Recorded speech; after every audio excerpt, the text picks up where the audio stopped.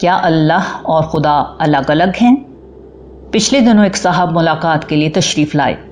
گفتگو کے دوران میں انہوں نے یہ بیان کیا کہ میری کتابیں جب وہ بعض لوگوں کو دیتے ہیں تو وہ اس پر یہ اعتراض کرتے ہیں کہ ان کتابوں میں اللہ تعالیٰ کے لیے خدا کا لفظ استعمال کیا گیا ہے۔ ان کا کہنا تھا کہ لوگ سمجھتے ہیں کہ اللہ تعالیٰ کے لیے لفظ خدا کا استعمال اس کی توہین کے مترادف ہے، اس لیے وہ میری کتابوں اور تحریروں کو مفید سمجھنے کے باوجود دوسروں تک نہیں پہنچا سکتے۔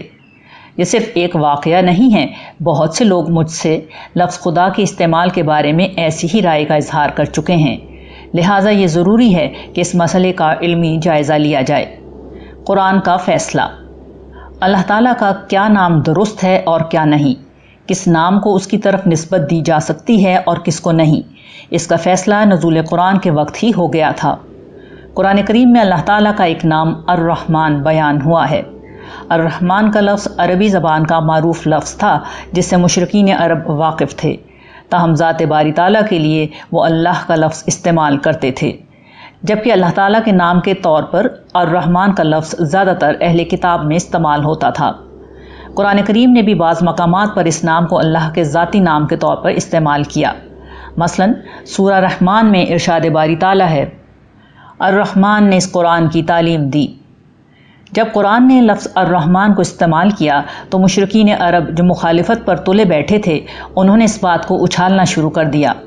قرآن کریم میں مشرکین کے رد عمل کو اس طرح بیان کیا گیا ہے، جب ان سے کہا جاتا ہے کہ الرحمن کو سجدہ کرو تو کہتے ہیں الرحمن کیا ہے؟ کیا ہم اس چیز کو سجدہ کریں جس کا تم ہمیں حکم دیتے ہو؟ اور یہ چیز ان کی نفرت کو اور بڑھاتی ہے۔ سورہ الفرقان۔ یہ چونکہ توحید کا مسئلہ تھا جس کی وضاحت قرآن کا بنیادی موضوع ہے، اس لیے اللہ تعالیٰ نے ان کی یہ غلط فہمی دور کر دی کہ اللہ کے سوا کسی اور نام سے ذات باری تعالیٰ کو پکارنا غلط ہے۔ فرمایا، اے نبی انہیں بتا دو تم اللہ کہہ کر پکارو یا الرحمن کہہ کر، جس نام سے بھی پکارو اس کے لیے سب اچھے ہی نام ہیں۔ سورہ بنی اسرائیل۔ یہ آیت ٹھیک اس مسئلے کے بارے میں بھی ایک قطعی فیصلہ دے دیتی ہے جو لفظ خدا کے حوالے سے آج درپیش ہے۔ یہ نص قطعی ہے جو صاف بیان کر رہی ہے کہ اللہ تعالیٰ کو نہ صرف الرحمن کہہ کر پکارنا درست ہے بلکہ ہر وہ اچھا نام جو اللہ تعالیٰ کی ہستی کے لیے کسی زبان، علاقے یا قوم میں رائج ہے، اس نام سے اللہ تعالیٰ کو پکارنا بالکل جائز ہے، اس لیے کہ اللہ تعالیٰ کسی خاص قوم یا علاقے کے رب نہیں بلکہ رب العالمین ہیں۔ ان کا تصور ہر گروہ اور ہر زمانے میں پایا جاتا رہا ہے۔ لوگوں نے اپنی اپنی زبانوں میں اللہ تعالیٰ کے لیے مختلف الفاظ استعمال کیے، مگر ان سب ناموں سے مراد ایک ہی ہستی ہوتی تھی جسے اہل عرب نزول قرآن کے وقت اللہ کہتے تھے۔ یہ ایسا ہی ہے جیسے زمین کا تصور ہر قوم، گروہ اور علاقے میں پایا جاتا ہے، مگر اہل عرب اسے ارتھ، انگریز ارتھ اور ہم لوگ زمین کہتے ہیں۔ کیا ان تین مختلف ناموں سے زمین کے تصور میں تبدیلی آ گئی؟ یہی بات اللہ تعالیٰ نے اس آیت میں واضح کی ہے۔ اب صرف ایک سوال کا جواب باقی ہے کہ کیا ہماری زبان میں خدا کوئی اچھا لفظ ہے یا نہیں؟ اس کا جواب ہمیں لغت میں مل جاتا ہے۔ اردو ڈکشنری بورڈ کی شائع کردہ اردو زبان کی سب سے بڑی اور مستند لغت میں خدا کے لفظ کے تحت لکھا ہے، بندے کے مقابل خالق کائنات کا ذاتی نام اور خود اس کی ذات جس کے صفاتی نام 99 ہیں، جو اپنی ذات و صفات کے ساتھ ہر جگہ موجود ہے، وہ ازل سے ہے اور ابد تک رہے گا، وہ یکتا ہے اور اس کا کوئی مثل نہیں۔ کیا اس وضاحت کے بعد لفظ خدا کے استعمال کے بارے میں کوئی شک و شبہ باقی رہ جاتا ہے؟ اردو لغت والوں نے لفظ خدا کے یہ معنی گھر بیٹھے تخلیق نہیں کیے ہیں۔ اہل زبان جب کبھی لفظ خدا کو زبان سے ادا کرتے ہیں، وہ جب خدا کی قسم کھاتے ہیں، وہ جب گواہ بناتے ہیں، ان کے ذہن میں اللہ کے سوا کسی اور کا تصور تک نہیں ہوتا۔ کسی زبان کی اصل سند اس کے اساتذہ کا کلام ہوتا ہے۔ دیکھیے کہ اردو زبان کے اساتذہ کس طرح خدا کے لفظ کو اللہ تعالیٰ ہی کے لیے استعمال کرتے ہیں۔ میر تقی میر کا شعر ہے، اب تو جاتے ہیں میں کدے سے میر، پھر ملیں گے اگر خدا لایا۔ غالب کہتے ہیں، نہ تھا کچھ تو خدا تھا، کچھ نہ ہوتا تو خدا ہوتا، ڈبویا مجھ کو ہونے نے، نہ ہوتا میں تو کیا ہوتا۔ اقبال کہتے ہیں، خدا کے بندے تو ہیں ہزاروں، بنوں میں پھرتے ہیں مارے مارے، میں اس کا بندہ بنوں گا جس کو خدا کے بندوں سے پیار ہوگا۔ دور حاضر کے معروف نعت ثنا خواں شاعر مظفر وارثی کی حمد کا یہ شعر تو بچے بچے کو یاد ہے۔ کوئی تو ہے جو نظام ہستی چلا رہا ہے، وہی خدا ہے، وہی خدا ہے۔ یہ اشعار جب سنے جاتے ہیں تو ذہن میں سوائے اللہ تعالیٰ کے کسی اور کا تصور نہیں ہوتا۔ انبیاء کا طریقہ۔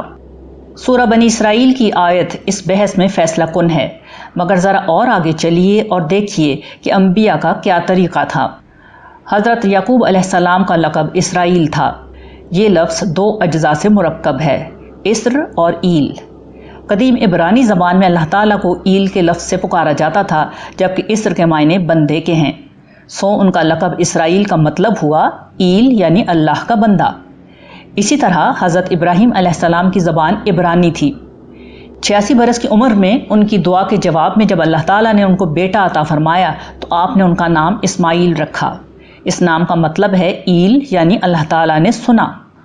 اللہ تعالیٰ نے نہ صرف ان انبیاء کے زمانے میں اس بات پر کوئی ممانعت نہیں کی، بلکہ قرآن میں ان دونوں ناموں کا ذکر کر کے قیامت تک اس حقیقت پر مہر صداقت ثبت کر دی کہ کسی زبان میں اللہ تعالیٰ کے لیے جو لفظ بھی رائج ہے، اللہ تعالیٰ کو وہ قبول ہے، چاہے وہ عربی لفظ ہو یا عبرانی، ہندی ہو یا یونانی، اردو ہو یا فارسی۔ اللہ کی کوئی مخصوص زبان نہیں، ساری زبانیں اسی کی ہیں۔ اسی سے یہ بات بھی واضح ہو گئی کہ اللہ تعالیٰ کو اپنے لیے عربی کے علاوہ کسی اور زبان کے لفظ کے استعمال پر کوئی اعتراض نہیں۔ اسی سے یہ بات واضح ہو گئی کہ اللہ تعالیٰ کو اپنے لیے عربی کے علاوہ کسی اور زبان کے لفظ کے استعمال پر کوئی اعتراض نہیں ہے، وگرنہ لازماً قرآن ان پیغمبروں کے نام بدل کر استعمال کرتا یا انہی پیغمبروں کے زمانے میں ان کے ناموں کی تصحیح کرا دیتا۔ لفظ خدا کے شرعی عیوب۔ عام طور پر یہ بیان کیا جاتا ہے کہ لفظ خدا میں بڑی شرعی قباحتیں ہیں۔ مثلاً یہ غیر اللہ کے لیے استعمال ہوتا ہے، اردو میں اس کی جمع بھی استعمال ہوتی ہے، یہ فارسی میں بدی کی طاقت کے لیے بھی استعمال ہوتا ہے۔ آئیے لفظ خدا پر ان اعتراضات کا بھی جائزہ لے لیتے ہیں۔ اس سلسلے میں پہلی بات یہ ہے کہ اردو زبان میں لفظ خدا جب تنہا استعمال ہوتا ہے تو اس سے مراد وہی ہستی ہوتی ہے جسے اللہ تعالیٰ کہتے ہیں، جیسا کہ اوپر ہم نے اردو زبان میں خدا کے معنی کے تحت بیان کیا ہے۔ دوسری بات یہ کہ بدی کی طاقت کے لیے فارسی زبان میں لفظ اہرمن کا استعمال ہوا ہے، نہ کہ خدا کا۔ خدا کا لفظ تنہا جب کبھی آتا ہے، اس کے معنی کبھی بدی کے خدا کے نہیں ہوتے، تاہم اردو اور فارسی زبان میں لفظ خدا مالک، بادشاہ اور آقا کے معنوں میں استعمال ہوتا ہے۔ اس پس منظر میں اردو اور فارسی دونوں زبانوں میں لفظ خدا کے ساتھ کوئی اور لفظ ملتا ہے اور غیر اللہ کے لیے استعمال ہو جاتا ہے۔ جیسے فارسی میں بدی کی طاقت کو خدائے اہرمن کہتے ہیں، اسی طرح اردو زبان میں میر تقی میر کو خدائے سخن کہا جاتا ہے۔ اسی طرح یہ بات بھی ٹھیک ہے کہ خدا کے لفظ کی جمع بھی اردو زبان میں مستعمل ہے۔ مگر کیا ان وجوہات کی بنا پر لفظ خدا کا استعمال غلط ہو گیا؟ ہرگز نہیں۔ قرآن میں اللہ تعالیٰ کے لیے عربی کا ایک لفظ کثرت سے استعمال ہوا ہے، جس میں نہ صرف یہ سارے شرعی عیب پائے جاتے ہیں بلکہ کچھ مزید عیب ہیں جو لفظ خدا میں نہیں ہیں۔ آئیے دیکھتے ہیں وہ کیا لفظ ہے۔ قرآن میں جگہ جگہ اللہ تعالیٰ کو رب کہا گیا ہے۔ قرآن و حدیث میں منقول بے شمار دعائیں اس لفظ سے شروع ہوتی ہیں، مگر یہ لفظ انسان کے لیے بھی عربی میں عام استعمال ہوتا ہے اور قرآن کریم نے بھی استعمال کیا ہے۔ مثلا سورہ یوسف میں ہے کہ جب حضرت یوسف علیہ السلام سے دو قیدیوں نے اپنے خواب کی تعبیر پوچھی تو انہوں نے تعبیر دیتے وقت ان کے آقا کے لیے جو لفظ کہا، قرآن کریم نے اس کے لیے رب کا لفظ استعمال کیا ہے۔ اما احدکما فیسقی ربہ خمرا، تم میں سے ایک اپنے آقا کو شراب پلائے گا، سورہ یوسف۔ اسی آیت سے ذرا قبل ہی اس لفظ کی جمع ارباب اہل مصر کے ان دیوی دیوتاؤں کے لیے استعمال کی گئی جنہیں اہل مصر پوجتے تھے۔ ارباب متفرقون خیر ام اللہ الواحد القہار، سورہ یوسف۔ کیا بہت سے جدا جدا رب بہتر ہیں یا وہ ایک اللہ جو سب پر غالب ہے؟ جمع کے علاوہ اس لفظ کی مؤنث بھی عربی میں مستعمل ہے، جبکہ لفظ خدا کم از کم اس عیب سے تو بری ہے۔ جب اس سب کے باوجود قرآن نے بلا جھجک اس لفظ کو اللہ تعالیٰ کے لیے استعمال کیا ہے تو خدا کے لفظ کو اللہ تعالیٰ کے لیے استعمال کرنے میں کیا چیز مانے ہے؟ یاد رہے کہ موجودہ اردو زبان میں یہ لفظ اب اللہ تعالیٰ کے لیے خاص ہو چکا ہے۔ جسے اس بات میں شبہ ہو وہ اپنے استاد، دفتر یا دکان کے مالک یا صدر مملکت کو اس لفظ سے پکارے اور دیکھے کہ ارد گرد کے لوگ اس کے ساتھ کرتے کیا ہیں۔ مسئلہ دعوت دین کا ہے۔ ہمارے نزدیک اس قسم کا نقطہ نظر اللہ تعالیٰ کو اپنا قومی معبود قرار دینے کے ہم مانی ہے، جس کے نتیجے میں اسلامی دعوت کو زبردست نقصان پہنچے گا۔ اس کے بعد ایک مسلمان جب دعوت دین کے لیے اٹھے گا تو وہ کسی انگریز عیسائی کو یہ بتائے گا کہ تم جس ہستی کو گاڈ کہتے ہو بالکل غلط ہے، تمہیں میرے اللہ کی عبادت کرنی چاہیے۔ اسی طرح وہ ایک ہندو سے کہے گا کہ تم ایشور کے ماننے والے ہو جبکہ تمہیں اللہ کو ماننا چاہیے۔ اس کے نتیجے میں دوسرا فریق یہ سمجھے گا کہ مجھے میرے معبود سے ہٹا کر کسی اور معبود کی طرف لایا جا رہا ہے۔ پھر اس کے دل میں ایک اجنبیت اور وحشت پیدا ہوگی، اور عین ممکن ہے کہ یہی اجنبیت قبول حق کی راہ میں رکاوٹ بن جائے۔ یہی سبب ہے کہ انبیاء کا طریقہ بالکل مختلف ہوتا ہے۔ وہ کبھی نام پر بحث نہیں کرتے، شرک پر بحث کرتے ہیں، ان صفات پر بحث کرتے ہیں جو اللہ سے منسوب کر دی جاتی ہیں۔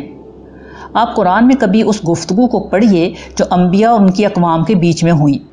اس میں سارا زور توحید کو منوانے پر ہے۔ قرآن بیان کرتا ہے کہ تمام رسول اپنی قوم کی زبان ہی بولتے تھے۔ ان رسولوں کی اقوام اپنی زبان میں یقیناً اللہ تعالیٰ کو کسی نہ کسی نام سے پکارتی ہوں گی۔ وہ رسول بھی اسی نام سے اللہ کو پکارتے تھے، مگر وہ کہتے تھے کہ تم جسے رب العالمین مانتے ہو اس کے ساتھ کسی کو شریک نہ کرو، تنہا اسی کی عبادت کرو۔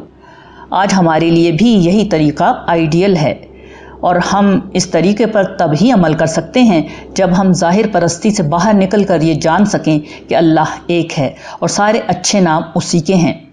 پھر یہ ممکن ہوگا کہ ہم ایک امریکی کو یہ بتا سکیں کہ تم گاڈ کی عبادت کرتے رہو لیکن اس کے ساتھ کسی کو شریک مت ٹھہراؤ، کسی کو اس کا بیٹا اور بیوی قرار نہ دو۔ ایک ہندو کو ہم یہ بتا سکیں گے کہ یہ ٹھیک ہے کہ خالق کائنات ایشور ہی ہے، مگر دیکھو اس کے ساتھ کسی دیوی دیوتا یا اوتار کو معبود نہ مانو۔ اس کے بعد وہ شخص جب اسلام قبول کر کے نماز پڑھے گا، قرآن پڑھے گا، دین کے مقرر کردہ دیگر اعمال ادا کرے گا تو وہاں وہ اللہ ہی کا نام لے گا، مگر یہ حق کسی کو نہیں کہ وہ اس کی زبان بدلوانے کی کوشش کرے۔ اسے اجازت ملنی چاہیے کہ وہ اپنی زبان میں اللہ کو جو چاہے کہہ کر پکارے، کیونکہ سارے اچھے نام اللہ ہی کے لیے ہیں۔ یہ حق اسے اللہ تعالیٰ نے دیا ہے اور کوئی اس سے اس کا یہ حق چھین نہیں سکتا۔ اعتراضات ختم نہیں ہو سکتے۔ میرا تجربہ ہے کہ جو لوگ ایسا کوئی نقطہ نظر اختیار کر کے اس کے مبلغ بن جاتے ہیں وہ کسی علمی استدلال کو نہیں سمجھتے۔ جو رائے عقل کی بجائے جذبات کی بنیاد پر قائم کی جائے وہ عقلی دلائل سے نہیں بدلتی۔